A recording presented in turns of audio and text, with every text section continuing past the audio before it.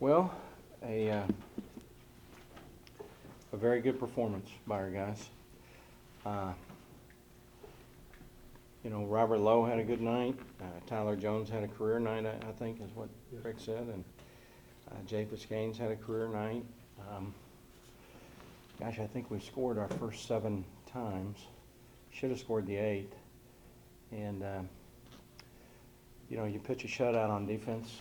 That's hard to do in today's college football. Doesn't matter who you play, so that was great. We got to play a lot of people tonight. That was really good. That'll pay dividends for us on down the road to get to do that.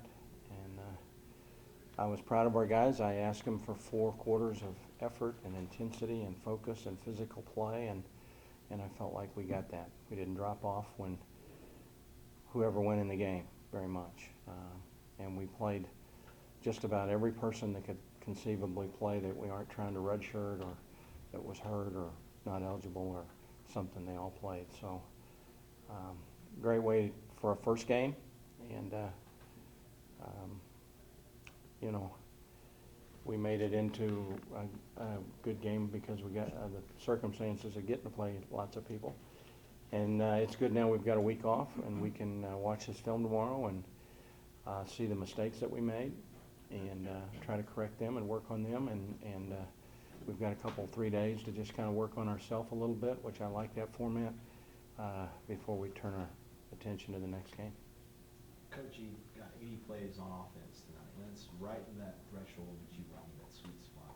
And it seemed to be efficient, which was, that was a big thing we kind of talked about last spring. I know you wanted a lot of plays, but you wanted them to be efficient. I mean, obviously it was like that tonight. And how proud are you of that? That was great. As I told the guys at pregame meal when I give my talk to them, I said, tempo is something that works to our advantage if we execute. If we don't execute, tempo really loses its advantage, and you don't have the ability to wear anybody down as the game goes on because you're going 3 and out or you're going 6 and out, and that's not going to do it. And that was an efficient execution for the most part tonight, and so that I was really proud of them for that. Coach, seven players scored touchdowns tonight. Was that part of the game plan to try and spread the ball around a little bit, or is that just a testament to how many weapons that you had playing well tonight? We don't ever, the only person we care about scoring is the Bobcats. We don't ever go in with any intention of an individual scoring. It just worked out that way tonight. I'm not willing to say after one game against an FCS school that our weapons are all in line yet, but they were tonight. But the main thing was we scored, and I don't keep track of who scores, and other than the scoreboard and what it says for our team, and that's really all that matters for the most part. Coach, I know in a blog it's hard to criticize, where your team need to improve on, but after tonight's game, do you know any areas that they might need to improve on? Well, we gave up 127 yards rushing. I would like to have seen that be a little bit lower. But again, it's hard to be critical when you say that. Their quarterback was a really good athlete and their best player by far, and he got loose on his own read and he scrambled, and we knew we had to contain him at times, and we had a little trouble doing that sometimes. It'll be good work for us on other quarterbacks to see this film to see the pass rush lanes and the lack of containment at times that happen. Heading into the Navy game, how do you ensure that they have the same focus that they had tonight? Well, we've got a Heisman Trophy candidate coming in at quarterback, and we've got a very good football team. They've been to bowls, I think, 10 out of the last 11 or 12 years. And we played them pretty respectable at their place a couple, 3 years ago, but we didn't beat them. Well, I think this is a prestigious name in college football coming to our house, so I think that'll take care of itself. I think they'll be ready to play. And the fact that we get the week off, I think, helps us kind of decompress and have time to really work against their offense a little bit more, which is always a challenge to defend. Talk about Tyler's performance tonight. gosh, I thought he was spot on. I mean, he executed everything pretty well. Scrambled when things broke down a time or two and still made positive things happen. I think he was, what was he throwing the ball? 21 for 25. I think he was 19 for 22 at half.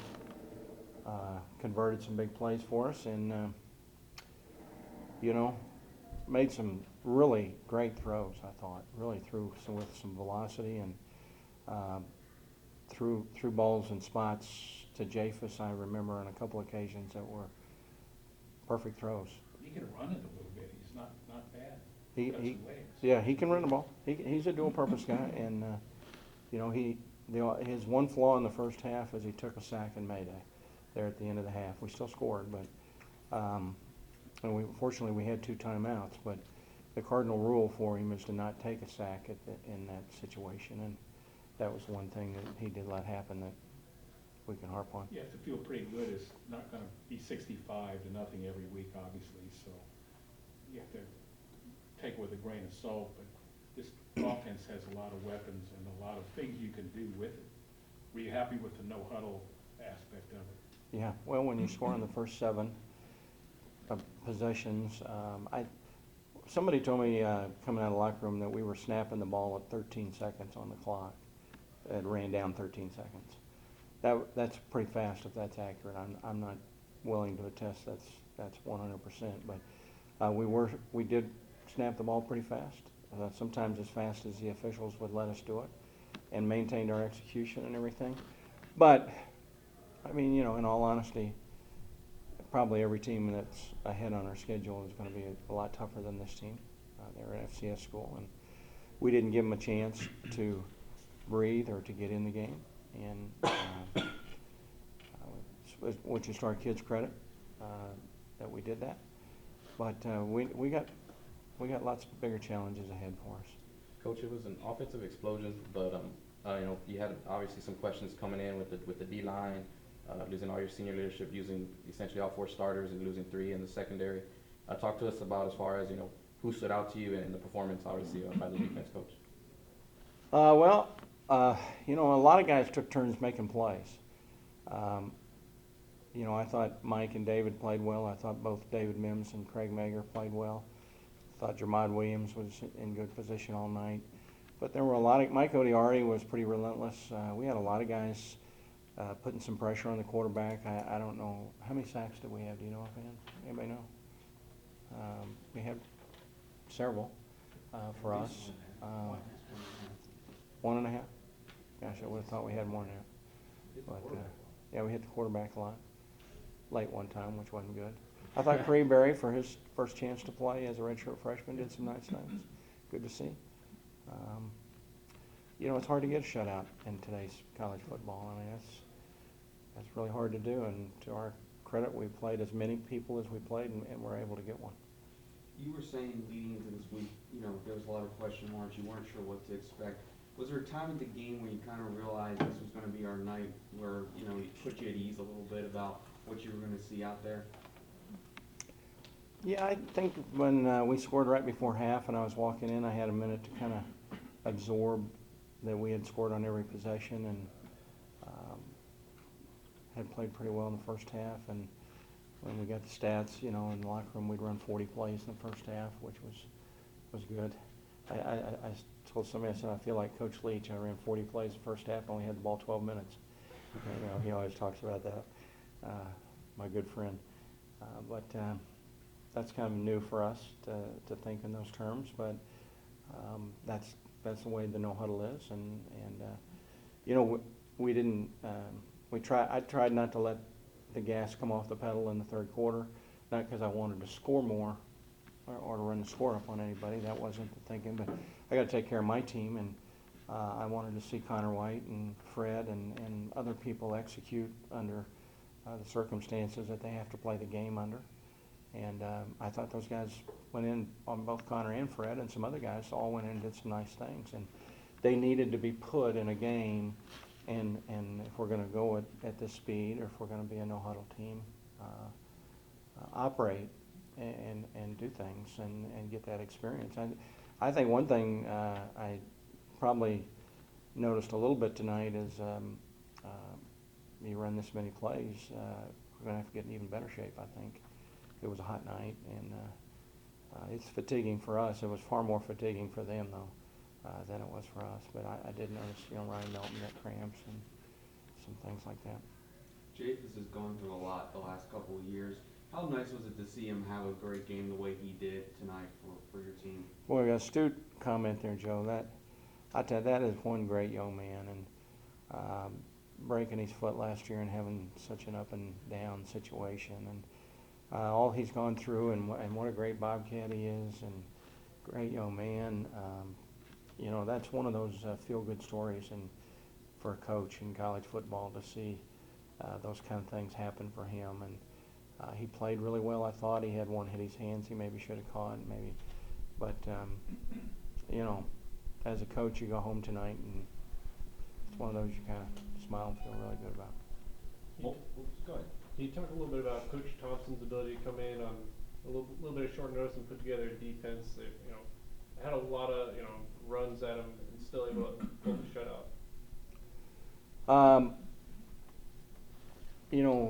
I said this going through camp. I was hoping it would look like this.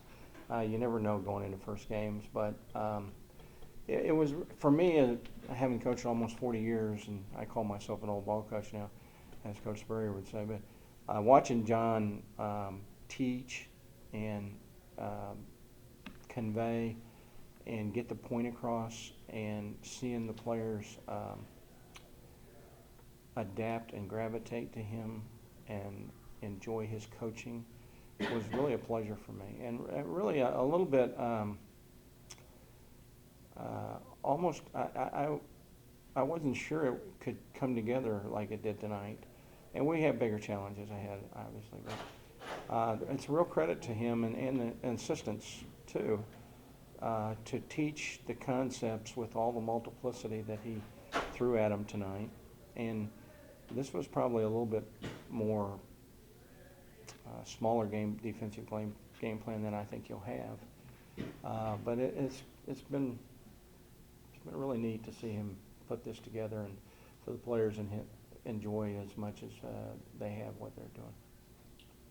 There was a play, it kind of confused me a little bit, maybe you can clarify it for me, where you guys scored a touchdown. It was to Japhus Gaines, but then there was a penalty on Pine Bluff, and it was offsides on defense, and it looked like y'all accepted it and went back on offense. Maybe I'm wrong there. I know there's some. Was that the one down at that end down there? Yeah, yes, sir. Yeah, the referee blew the whistle, so it wasn't a touchdown. Ah, okay. Okay, but that's what we call our bombers play. If they jump off sides, we snap it and try to throw deep, trying to get free play. Sure. And somebody must have touched one of our guys. I didn't see that, and I asked the officials how they were officiating that, but somebody must have, when they jumped across, if they touch somebody, then they blow the play dead. Right. So I think that's what happened. Okay, thank you. Sir, outside the game, who do you think your backup quarterback will be, Connor White or Fred Nixon? Well,